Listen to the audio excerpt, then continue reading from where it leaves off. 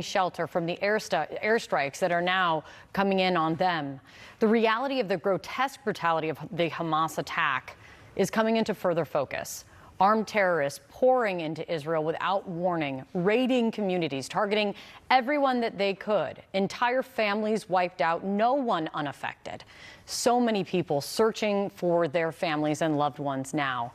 I want to bring in Udi Goren. He lives in northern Israel. He's fled to Cyprus with his family for the time being. He has more than one family member now believed kidnapped by Hamas. Udi, thank you so much for your time.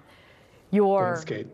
Your cousin, who you grew up with, his brother-in-law, from their kibbutz, you believe that they're believed to be kidnapped and in Gaza right now. What can you tell us about what happened to them? That's right. So my entire family on my mother's side live in a kibbutz called Nir Yitzchak, which borders Gaza, and they were pretty much the first to be affected. On Saturday, 6:30 in the morning, gunshots were heard, and my cousin, my second cousin, and his brother-in-law were a part of the emergency squad that the kibbutz has for these kind of emergencies.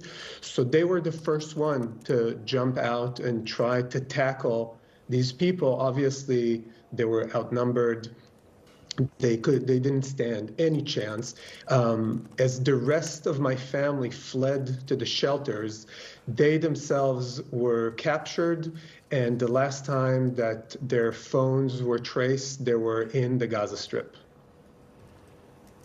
Is there any, since it's all happened, I've heard of more than one family seeing images popping up later on in the days since. Have there been any images of proof of life or anything that you can grasp onto?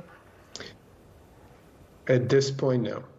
At this point, we really don't know what had happened to them. Our only hope is that since we did have a trace of their cell number, that they weren't left dead on the side of the road. Oh. Talk to me about your uncle. You told my producers that he was in a house with his family. Right. And they had to hide under, right. They were hiding under beds as the terrorists came to their house. How did they survive? They literally hid under the bed. So this is, you guys keep mentioning, and you know, in the Israeli consciousness, the Holocaust stories are still very much alive. You know, all of my 4 grandparents are Holocaust survivors. So hiding under the beds takes us back 90 years to these exact same stories that brought our family to Israel. And yes, so as soon as they realized something was happening, so again, this is my mother's cousin, the guy who's kidnapped, his uncle. They hid under the bed. They heard knocks on the door. There were many videos coming out of people using security cameras and showing how Hamas terrorists knocked on their door, tried to force themselves in. And luckily, God knows why they didn't kick the door down, but they knocked on the door, they hid, and they kept going to the next house. It's in hearing your story, it's so clear how no one is unaffected. Everyone knows someone, more than one person, that is kidnapped, dead, or just missing in this moment. You even have another connection to this. You were telling my producers about a family who's staying in your home now because they evacuated their kibbutz, and I guess I should say part of a family because their parents have been kidnapped as well.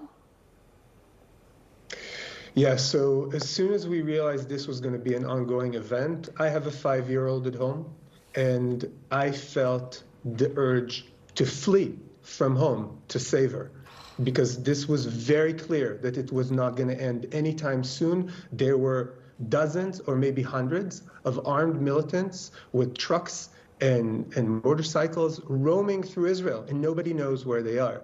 So once we did, we immediately tried to make use of our home, which was just standing empty.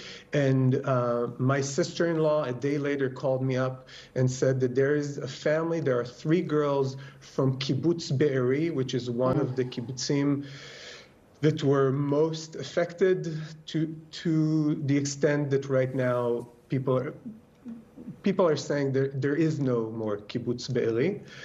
And there are 3 girls, adult girls.